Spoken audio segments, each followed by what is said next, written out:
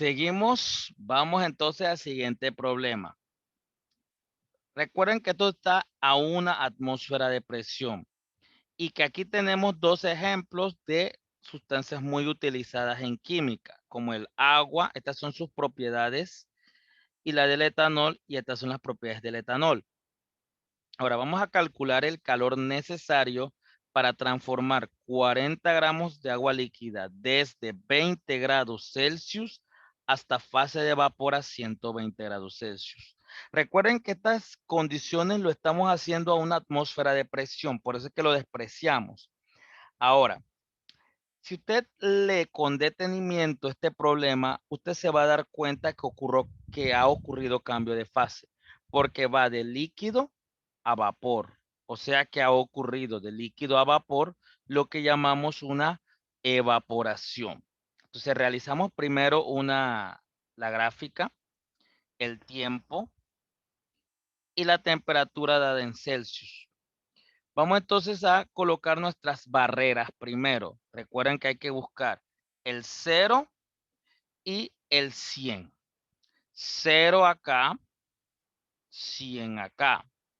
Localizamos el 20 grados Celsius y los 120 grados Celsius. ¿Ok?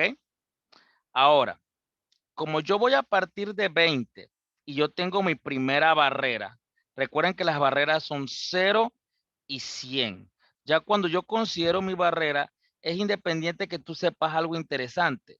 Yo no puedo colocar una línea que va de 20 a 120 sabiendo que tengo una barrera que es el de 100 grados Celsius. Por lo tanto, lo primero que yo tengo que hacer es trazar de 20 a 100, donde está la primera barrera. Aquí el líquido se va a empezar a convertirse en gas. Por eso es que ocurre un cambio de fase. Y ya cuando ya haya convertido todo el líquido en gas, subiría a 120. Lo que me resulta que tenga tres calores. Primer calor, que es la subida. Segundo calor, que es el cambio de fase. Y tercer calor, que es la siguiente subida. Entonces hay que hacer el cálculo de cada uno de estos calores. Vamos primero al calor 1. Si usted observa, este calor solamente hubo alteración de temperatura, que va de 20 a 100. Entonces, en este caso, estas barreras me permiten entonces hacer estas diferentes en los estados de agregación, porque debajo de 0 está sólido, entre 0 y 100 está líquido, y de 100 a 120, o sea, más arriba es gas. Entonces, como aquí hubo una alteración de temperatura, debo recurrir entonces a mi ecuación de calor. La masa es de 40 gramos. El calor específico, bueno, yo aquí veo que tengo tres calores específicos. Yo voy a seleccionar la que está en su estado de agregación, que en este caso es líquido. Y el cambio de temperatura está dada por, vemos que esto empezó de 20 a 100, el primer calor. Por lo tanto, el cambio de temperatura sería de 100 restarle 20. Entonces, quedaría de esta manera. La masa que es 40, el calor específico que es 4,184 joules gramos grados Celsius y los cambios de temperatura que van de 100 a 20, o sea, quedarían 80 el cambio de temperatura. Podemos hacerlo de esta manera, 100 menos 20 quedarían 80 y podemos entonces realizar el producto de estas tres cantidades, obteniéndose entonces un calor de 13,388,8 joules, pero lo puedo llevar a kilojoules. De esta manera, el primer calor sería de 13,39 kilojoules.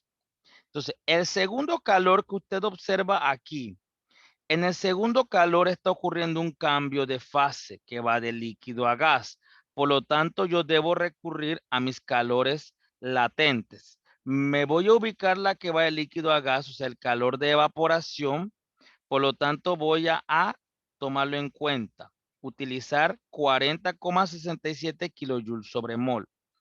Pero recuerden que yo tengo disponibles son gramos.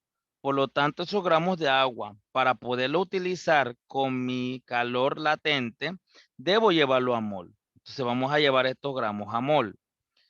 Entonces recuerden que la masa molar del agua es 18 gramos. Por lo tanto, esto me permite llevarlo a moles. Ya obteniendo lo que me interesa que queden en moles, veo que 40,67 kilojoules se pueden ser absorbidos por respecto a un mol. O sea que cada mol de agua absorbe 40,67 kilojoules.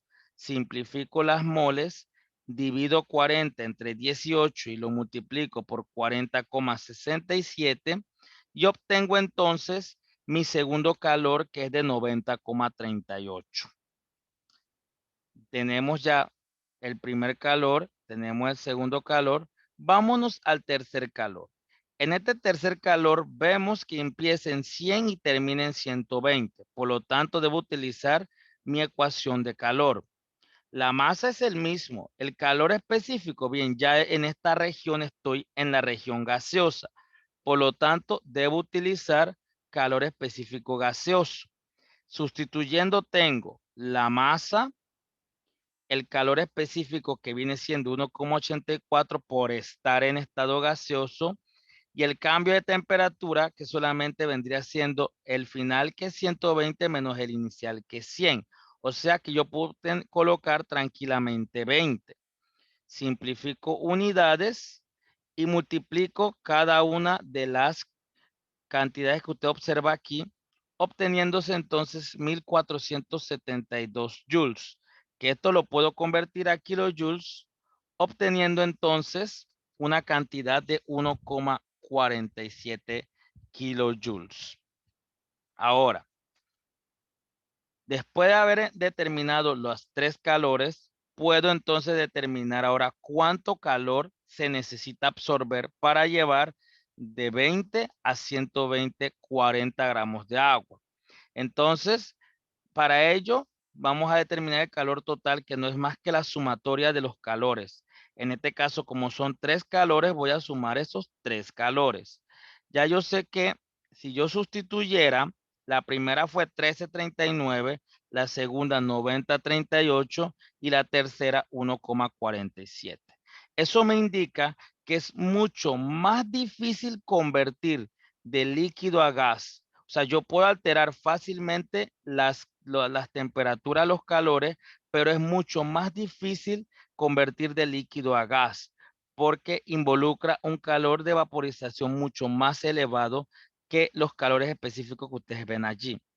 Por lo tanto, el calor total de este primer ejemplo es de 105,24 kilojoules.